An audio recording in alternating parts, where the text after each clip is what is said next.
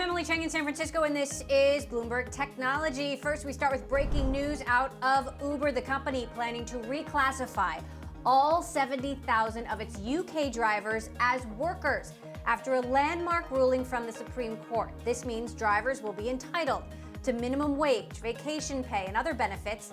Will it impact Uber in other markets? We will discuss. Plus, as vaccines roll out fast and furious, will a travel rebound look like the roaring 20s? The CEO of Expedia, who took the helm in the middle of the pandemic, will join us to share his outlook on how we travel may or may not be changed forever. And this as a debate over vaccine distribution continues around the world, with President Biden under pressure to share supplies with the world before all Americans are vaccinated. Melinda Gates, whose Gates Foundation has contributed $1.75 billion to fight COVID, joins us to talk about the road to post-pandemic equality and recovery, which she says starts with women. We'll get to all of that in a moment, but first, getting a look at the markets. U.S. stocks falling for the first time in 6 trading sessions. Our Kriti Gupta has more on the day. Kriti, walk us through it. Well, Emily, a lot of red on the screen in anticipation of that Fed meeting tomorrow. A lot of de-risking, all except for tech. So you can look at the screen behind me. You really saw the S&P 500 close in the red. The New York Bank Index closed about flat, but the NASDAQ 100, a notable outperformer. And Emily, this comes in tandem with yields, of course, that were higher. So this is really tells you that inverse correlation momentarily, that yields versus tech momentarily pausing for a second. Another spot that saw a lot of love, semiconductors. So not only today on an risk-off day, 1.3% gains in the market, but on a yearly basis, semiconductors really ramping up. Look at the chart behind me. You can see that escalation, 136% in just 1 year. I do also want to hit some of the individual movers we saw in today's session. Tesla, one of the worst performers today, but also the one that was weighing the S&P 500 as a whole. What was lifting it? That was Apple. So you can really see those big tech players kind of at odds with each other, and other names not doing well. Online retailers, likes of Shopify, Etsy, and then the ones behind the screen, Poshmark and Chewy. Those really tell you that there was a lot of pain in the tech sector, but some spots of good news as well. Lots of earnings stories as well. For that, I'm going to turn to Katie Greifeld.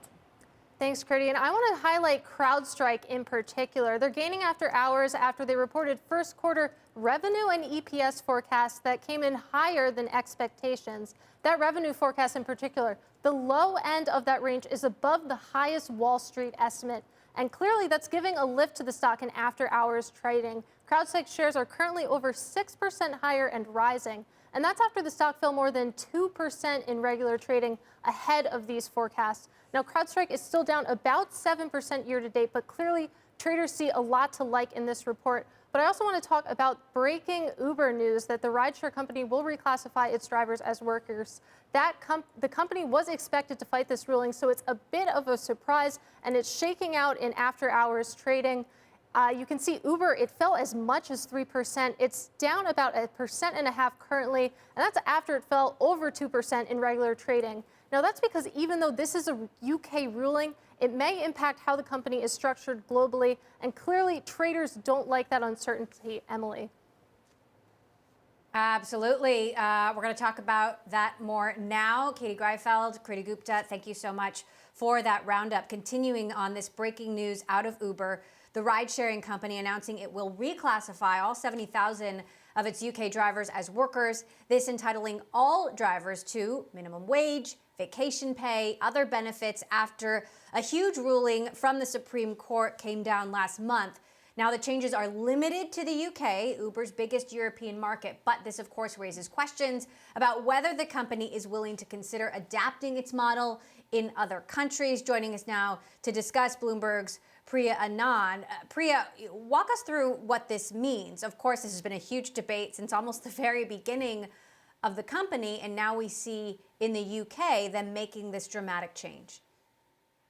Exactly. This issue has been ongoing in the company's entire history. It's been a push and pull for years now. So to see this happening now, it's definitely a big turning point, to say the least. And as you mentioned, drivers will be entitled to a minimum wage that shakes out to about $12.11 when you convert to US dollars. Vacation pay based on about 12% of their earnings every 2 weeks.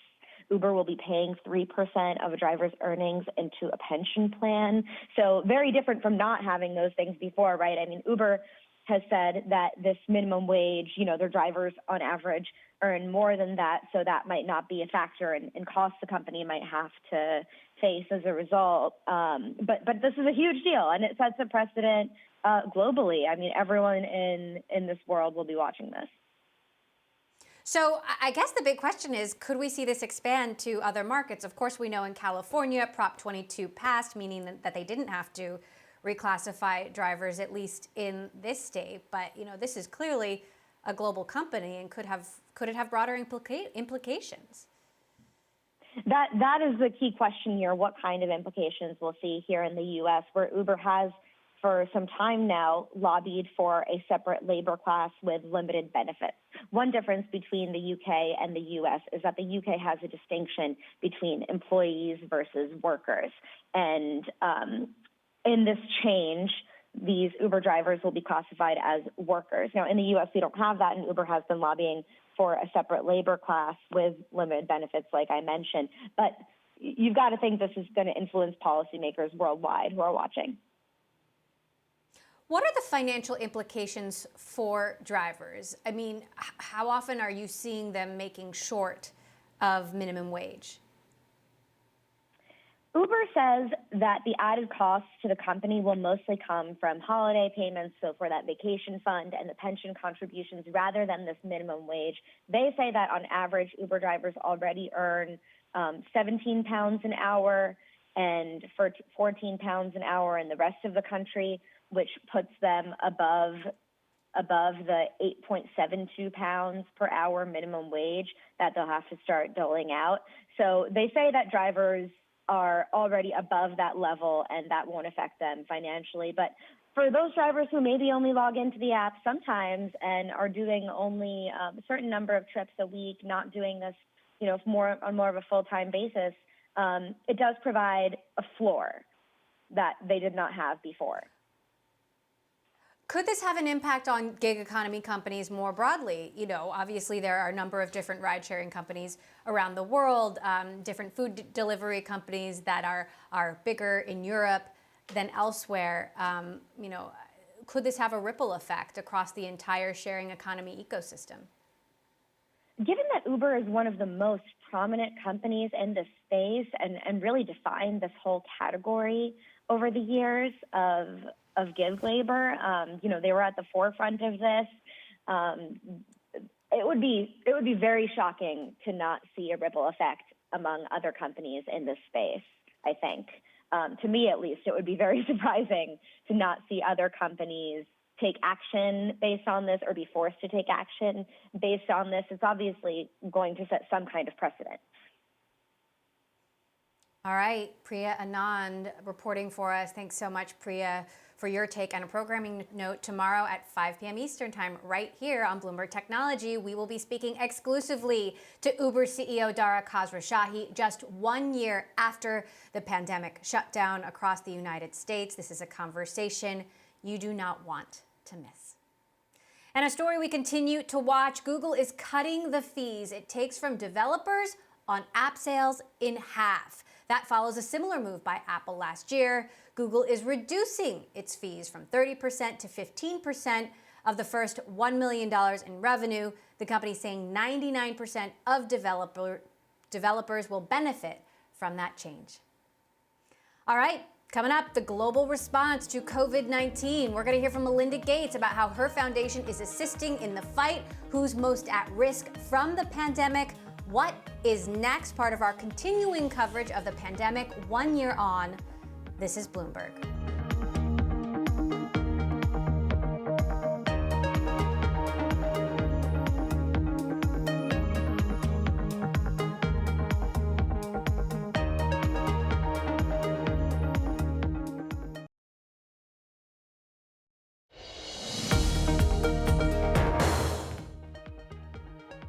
The vaccine rollout across Europe has hit headwinds as more countries across the continent are suspending the AstraZeneca vaccine. EU governments have said they would lift suspensions on the drug as soon as the European Medicines Agency advises it's safe. This after reports of abnormal blood clotting. Across the rest of the world, vaccine doses are continuing to be administered, with Israel having the highest percentage of residents inoculated so far. As part of the Bloomberg Equality Summit, I spoke with Melinda Gates on the global COVID response and asked how her foundation is making a difference, where the vaccine rollout is working and not working. Well, I think it's working in some of our high-income countries. We're starting to finally see, much broader distribution, for instance, in the United States and in some of the European countries, but it is not at all working yet for middle and low-income countries. And, those are places where people are struggling. They have their loved ones who get ill. They can't get them to a hospital, much less an ICU. And so they are really still struggling in many countries around the world. So there's obviously a moral case for vaccine equity, but what about the economic case? Why should somebody in New York or San Francisco care when somebody in Africa gets the vaccine? Well, absolutely, it's the right moral thing to do. But economically, we're not going to have as swift a recovery in the United States or in Europe if we don't make sure that everybody gets vaccinated. Because what will happen is this disease, we know it crosses borders. We've seen it all over the world. And so as these variants break out, they will absolutely come back into the United States and Europe and Japan. And so our supply chains won't fully be up and running. We won't get our travel industry fully and leisure up and running, or the business community up and running in terms of travel. So economically, if we're going to reopen the global economy, we've got to take care of this everywhere. So if vaccines aren't distributed equally, obviously there's economic consequences. There will also be more deaths. What are the consequences of that? Well, more deaths, it's a tragedy for every family that experiences a loss. But it's also, I think we have to remember, it's wreaking havoc on the healthcare systems of these countries. And so what it means is a mom who is pregnant doesn't go in for her antenatal visits. She doesn't go in for delivery. So she has an unsafe delivery at home. It means we have 49 million women that won't get contraceptives during this pandemic. That means 15 million unplanned pregnancies in 1 year. That's like adding up the cities of Chicago, New York, and LA and saying we're going to have 15 million unplanned pregnancies. Wow. Vaccine nationalism is stepping up as this continues. You've got nations competing for supplies. Do you see a better way? Well, I think, we started off as a world with a good way, which is to try and pool both the demand and match it to what would be the supply, and to have financing for that. The US didn't come into that financing until the last stimulus bill that happened in December. They finally put money forward for Gavi, which helps with this facility called COVAX to purchase vaccines and get it organized. We just now are coming in with this latest stimulus bill for testing and treatment. But that would have been the way to go, is to really match global demand and supply, and first get it out to all the healthcare workers all over the world before you even begin then going to vulnerable populations. Meantime, there's continued disinformation about vaccines. How do you and Bill see that kind of misinformation? Yeah, when you see it, I will say it's incredibly disheartening, because honestly, it causes death. People not doing the right thing, not getting their mom or their elderly father vaccinated, we'll lose more people. We are losing more people. So it's disheartening. On the other hand, as more people are getting vaccinated, just take the United States, we're seeing more demand for vaccines. So we're finally seeing the counter-cyclical part of that argument. But it's always disheartening to see something like that. Now, a huge part of your job before the pandemic was traveling around the world, meeting people, talking to them in person in far-flung places that most of us don't get to go. How has your job changed during COVID now that you can't make those trips?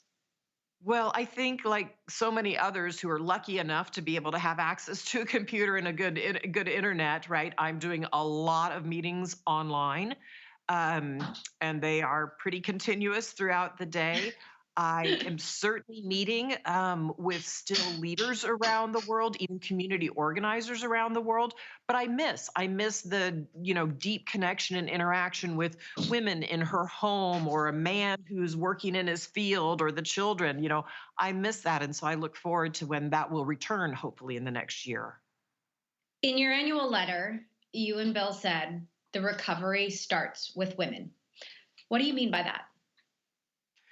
Well, women have had the most devastation, women and people of color, during this crisis. We know women have left the labor force in droves. We know they're at home with this complete caregiving crisis, taking care of the young, taking care of the elderly. And so, if we're going to have a full response and a swift response, we have to stop thinking as a world of gender equality as this nice thing to do when we get to it, or this side issue. No, it is the central issue. If we're going to get a full recovery and a swift recovery, we've got to address all of the issues that are facing women. We are in a crisis for women and people of color in this country. Now, the last time you and I spoke, it was about your book, The Moment of Lift, How Empowering Women Changes the World. That came out 2 years ago on the heels of Me Too. There was a lot of hope. Have you seen that play out, or have you seen progress derailed? We've seen, I would definitely say that was a moment of optimism for me. And I would say now I think women are in a moment of crisis. So we've seen a lot of work derailed. We've seen women women in the last 30 years were coming out of poverty as a globe, and now we're seeing a huge setback in that arena. We're seeing setback in the labor force. The number of women who've stepped back from the labor force in the United States, 2/3 of the jobs lost in South Africa were women's jobs. So I think we're in a moment of crisis. But then on the flip side, I see these female leaders, Prime Minister Jacinda Ardern, Prime Minister Merkel, how well their countries are doing. Or I see these self-help groups in India that immediately mobilized and got messages about COVID out to millions of people in northern India. So I see the hope on the other side, but there's a lot of work to do. Melinda Gates, co-founder of the Bill and Melinda Gates Foundation. We're going to have much more of that conversation at the Bloomberg Equality Summit, such as which companies are leading the way to close gaps in healthcare distribution, responsible investing, retail, technology, and more. The 4th annual Bloomberg Equality Summit convenes leaders at the front lines of industry and policy to showcase these and other topics, as well as the steps they are taking to move forward. We'll bring you more of the highlights tomorrow and that full conversation with Melinda Gates. Coming up, it is game on in the electric car space as Volkswagen aims to overtake Tesla as the global electric car leader. We're going to hear from the CEO of Volkswagen next. And as we head to break, let's take a look at meme stocks falling. GameStop, AMC, headphone maker Koss, Express down as well. GameStop losing about 1/3 of its value over just the last few sessions. We know Bill Gross earlier said on Bloomberg Television he's made a lot of money betting against GameStop. Will continue to follow. This is Bloomberg.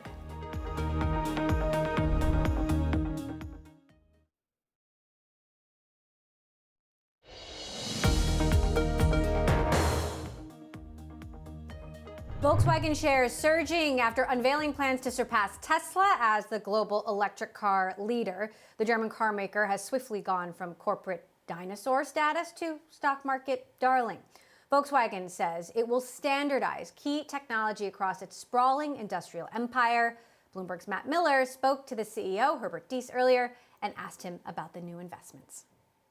We are heavily investing in fast charging, which is probably the biggest constraint on the customer front because of range anxiety still. There are some regions in Europe which are well covered. Germany is growing, but other regions we are really lagging behind, like Spain or Italy, and this is where our investment mostly goes. Mostly it goes into fast charging, and we're providing home charging devices.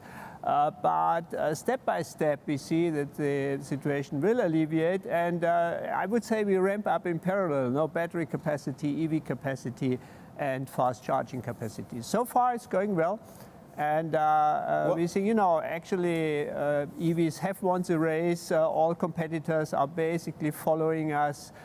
So we feel confident. You know, I look across the investments and I see $29 billion for battery factories, $30 billion in the new software focus. Obviously, it costs billions of dollars to design these new cars and put them together. How are you financing what looks like, you know, almost $200 billion in investments to push into the electric car industry? We have strong cash flows from our ICE business last year, and this year also we're fighting hard to get our, let's say, I wouldn't call it legacy business, but the IV business, the internal combustion engine business, we want to keep it strong and profitable, and we are working hard to keep it strong and profitable. How long will you keep the internal combustion business? I mean, I know you want to have 50 electric car models by 2030. Am I still going to be able to buy a 911 with a gasoline engine?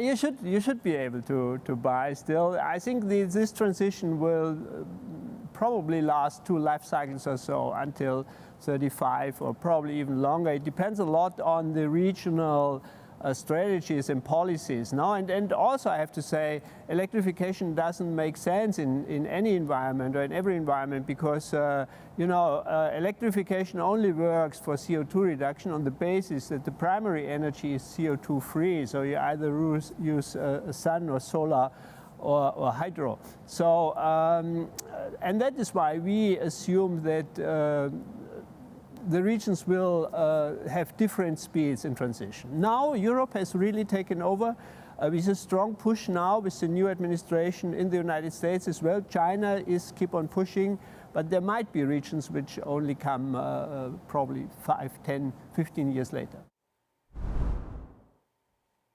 Volkswagen CEO Herbert Diess there. Meantime, a tiny ETF tracking innovative companies is beating one of the most famous investments on Wall Street. The Direxion Moonshot Innovators ETF is up 39% this year. Meantime, Cathie Wood's ARK Innovation ETF has risen just 3.5%. Wood's funds have faced turbulence in recent weeks, with tech getting hit hard. Coming up, we are looking at the recent rally in the tech sector. Will the momentum keep up? That is next. This is Bloomberg.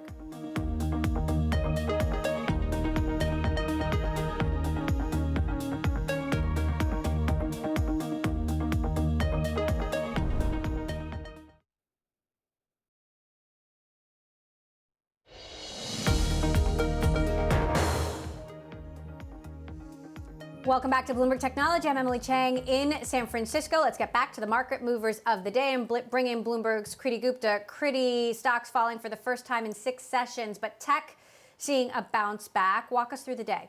Well, Emily, you saw that risk-off move in the broader benchmarks. You did also see that tech outperformance. That was the story for today. That has not been the story for this year. Take a look at the chart right behind me. You can see that since the start of the year, you've really seen the S&P 500 information technology sector underperform the broader benchmark. But why is it? Is it the fundamentals or is it the technicals? And it might just be the technicals. I want to show you a chart in my Bloomberg terminal that compares the NASDAQ 100 relative to the S&P 500. So this is right now on the right side. Compare this all the way back to the middle of the chart where you're seeing that 1999 tech bubble hovering around that 3.2 ratio. So you are seeing some technical elements at play. This idea that in the past few months, we've really been hovering around that tech bubble ratio. So what will actually move this forward? I want to broaden this out though and look at some of those PE ratios because that's another way that this market, this sector is really being evaluated. The S&P 500 trading at a 23 multiple. Tech though, Emily, way up higher, trading up at 28, one of the most expensive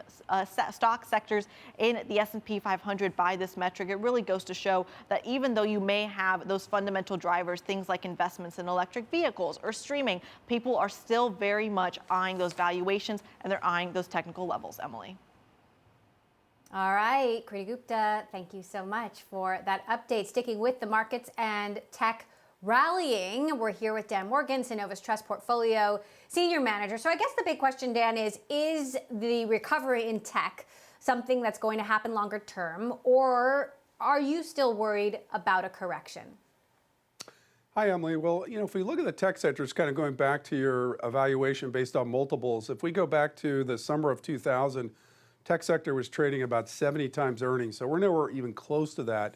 Projected growth rate this year is about 20%. We've got IT budgets projected by Gartner at about 6.3%. And, I would say that we aren't anywhere close to any sort of bubble situation in terms of valuations compared to the past, and that the fundamentals are still very solid. And I think we have to bear in mind, you mentioned the S&P Information Technology Index. I mean, that's up 90% from a year ago with March lows. So we had a huge rebound in the sector. They delivered great growth last year. We've had some money rotate out of the sector and gone into some deep cyclicals, but I believe the fundamentals are still in place in regards to tech for 2021. Meantime, I know you do hold some shares of Uber. What's your reaction to them reclassifying these 70,000 workers only in the UK for now, drivers being reclassified as workers, which entitles them to different kinds of pay and benefits, given the potential it could happen more broadly? And I think that's a pretty sizable amount, right, Emily? It was around 70,000 workers. And I think what that does is raise questions going forward about when will Uber become EBITDA positive. I mean, the guidance that we had before, kind of consensus, was they would do about $1.48 billion in 2022. They'd finally be positive. We have to remember both Lyft and Uber are both companies that have not made money. They are not profitable. So then it raises a question, Emily, and that is that, well, what is the impact of this UK decision to move them from being contractors to employees? And will that be kind of a groundswell that moves into other parts of the country? And eventually that really changes the model for Uber in regards to becoming profitable. So that's a really big story, and we have to follow that very closely because that'll change the dynamics in regards to the fundamental view of the stock. Well, and does it make you question at all whether you should keep holding it or no? Yeah, Emily, we don't have a huge position in Uber. We have a little bit of Lyft and Uber, so it's not a massive position for us. I think at this time we'll still be on a wait and see mode to see if that moves over to other parts of the world. But if it did, it would definitely, I think, something that investors would change their view on the stock. Meantime, taking a look at semis, a number of chip companies higher today. What's happening there? Well, Emily, I think you had some upgrades from some brokerage firms. UBS did a big upgrade. You had, just kind of a positive swell going on in the group. You have to remember that, as we know, that we've gone through these shortages. So that means that there's more demand than these chip companies can provide, which is a great environment for them. Sectors that weren't doing as well, like automotive and industrials, we're getting a nice rebound there.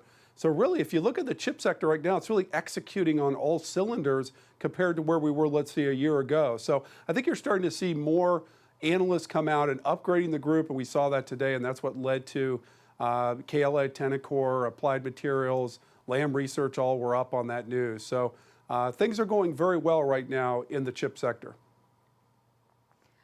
Let's talk about cyber then. CrowdStrike reporting, and obviously we're in a completely new threat landscape right now, given what we've seen from SolarWinds and then the Microsoft email hack. What's your take on CrowdStrike as a name that can help fight some of this? Well, it's interesting, Emily, because if you look at their annual reoccurring revenue, it was up 75%. They came out, they beat on earnings, they beat on sales. The only negative that came out that kind of led to the stock pulling back was the fact that their guidance for earnings per share estimate for next year was a little bit below the street. But if you can kind of get away from the minutia of the data today and look at the bigger picture, you've got a company growing revenues at about 80% per year. They're a company that is point-to-point, all cloud, not like Symantec and McAfee, some of their older competitors that have been migrating to the cloud. And like you just said, Emily, we're going to continue to get these threats across the board, and they're really positioned nicely. So a company that's really growing at a really fast pace right now that seems to be in all the right spots. And of course, it's a cloud play, it's in security, and fundamentals look really strong. So we would expect that stock to continue to execute after a very strong quarter. All right, Dan Morgan, Synovus Trust Portfolio Senior Manager. Thank you, Dan, as always, for stopping by. Now, T-Mobile is kicking off a bond sale to help buy new high-speed spectrum licenses. The mobile carrier selling up to $3 billion in bonds. It'll use $2 billion to buy the licenses and the rest to refinance debt. Last week, Verizon sold $25 billion in bonds to finance 5G airwave purchases. And coming up, the travel industry is finally seeing a pickup in sales a year into the pandemic shutdown. Expedia's CEO joins us next to talk about the hard lessons he's learned in the last year and what travel will look like in the years ahead. That's next, part of our Pandemic 1 Year On series. This is Bloomberg.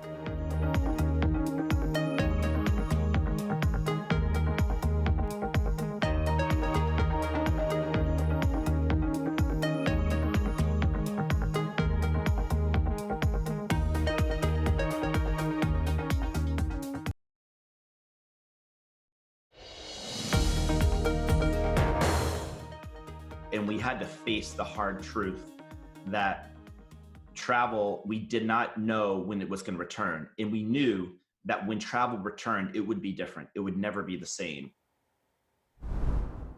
That was Airbnb CEO Brian Chesky sharing what went through his mind as the early days of the pandemic lockdowns drove in $1 billion of cancellations. But now, just 1 year after the lockdown started in the U.S., the Transportation Security Administration has recorded a surge in airport traffic, with the number of check-ins actually catching up to last year's levels. U.S. airlines carried more passengers Friday and Sunday than at any point since a year ago, exceeding 1.3 billion travelers on both days and showing solid signs of recovery. Joining us now to discuss the past year in travel and what the post-pandemic looks like, Expedia CEO Peter Kern. Peter, thank you so much for joining us. You have had quite a year. I'd like to start with the signs you're seeing of pent-up demand. Some folks have speculated it's going to be like the Roaring 20s by summer, if not sooner. How would you characterize the demand we're expecting to see?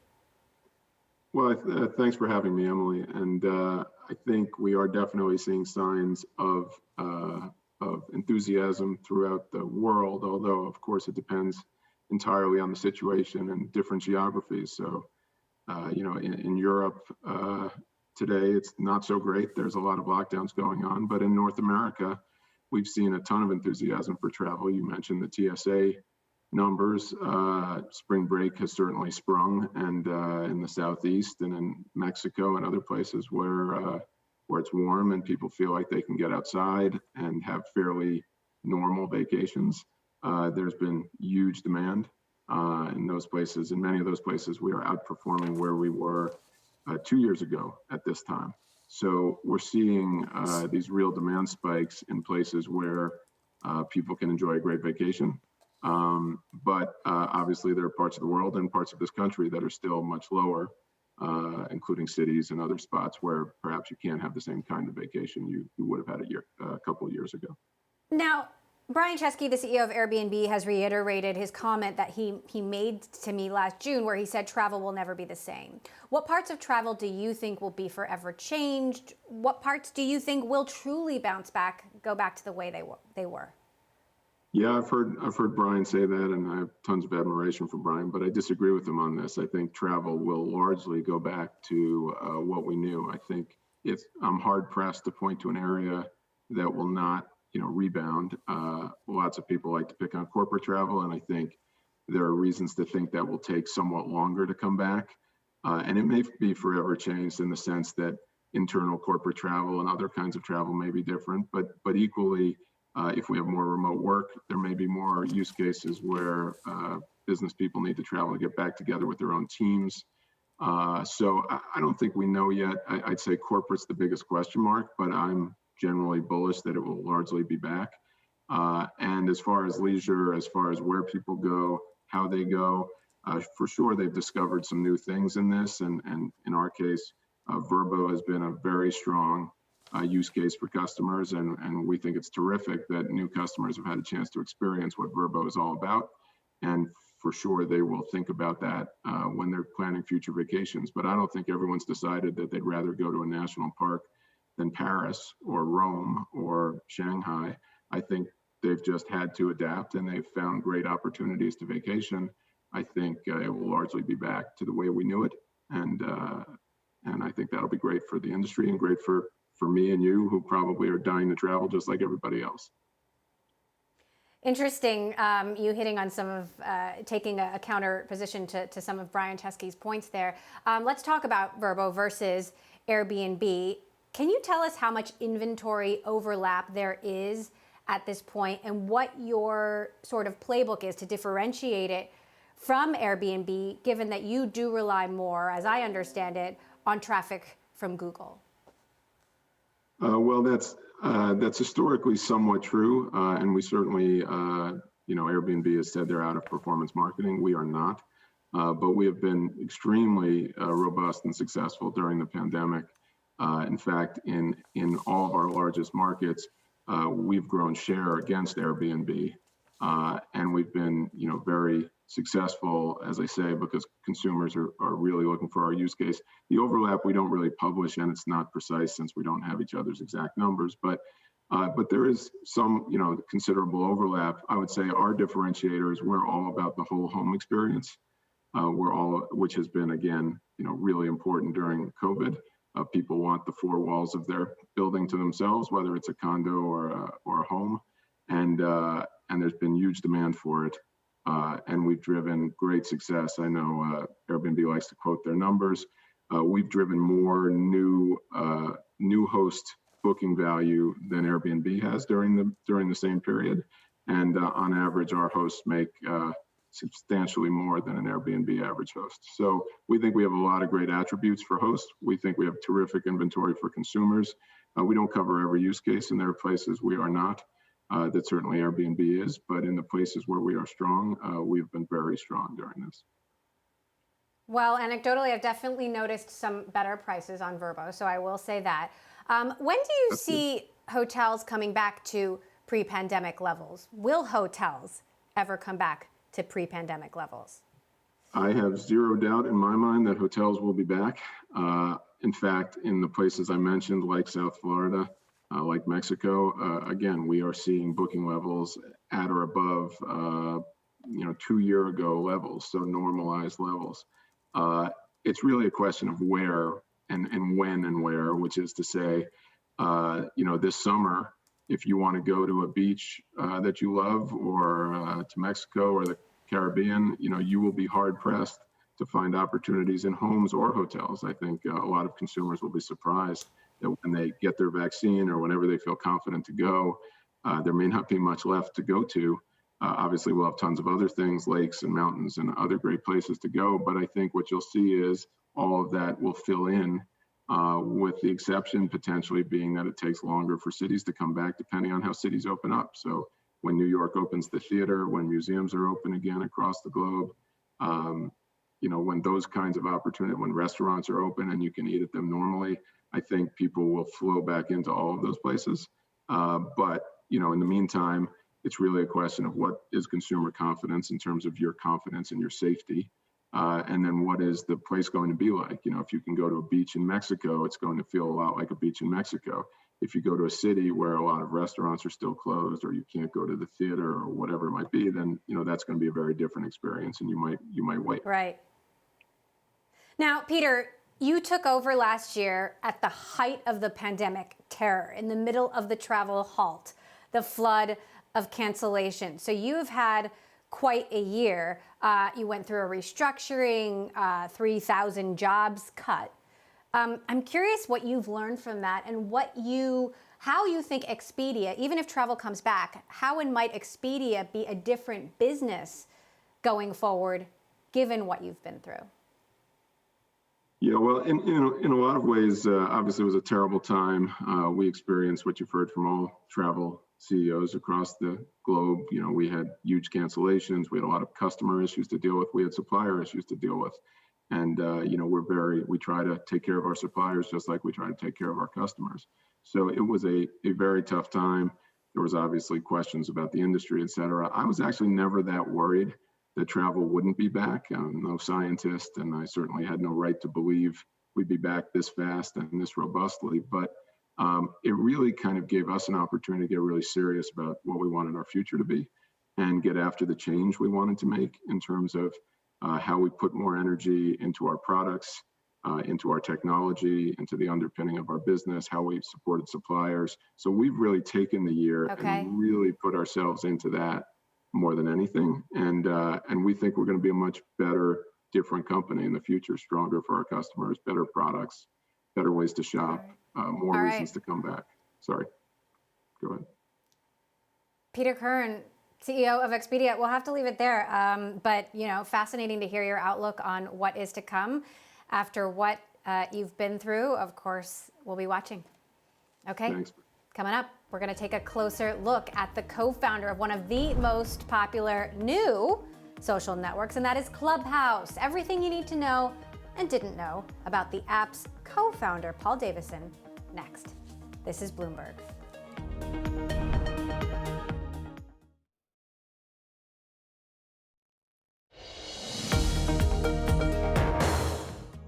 If you think about voice, it's relatively new in the world of social networking, at least in the US, but it is the oldest medium. We've been gathering with other people and talking for as long as civilization has existed.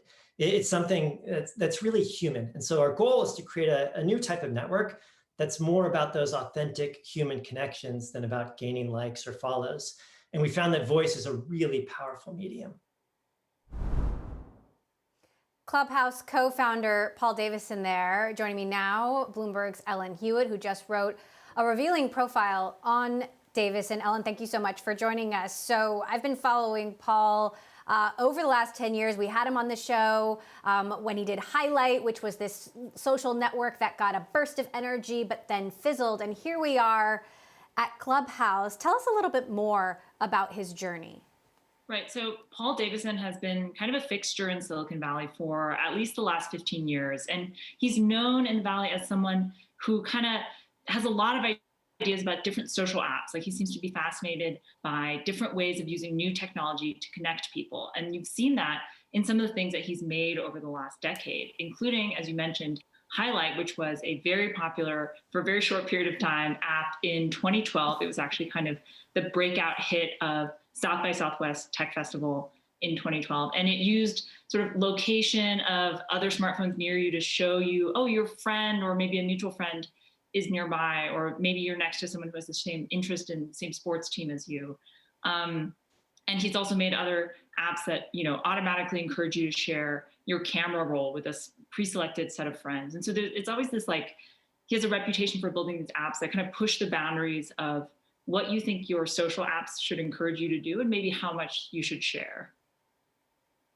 So how is his sort of personality and experience shaping the way Clubhouse is developing now? And I'm curious if you think Clubhouse is certainly bigger than Highlight ever was, but is it the next big thing or not? It's hard to tell. Clubhouse has, you know, it actually is going to turn 1 year old tomorrow.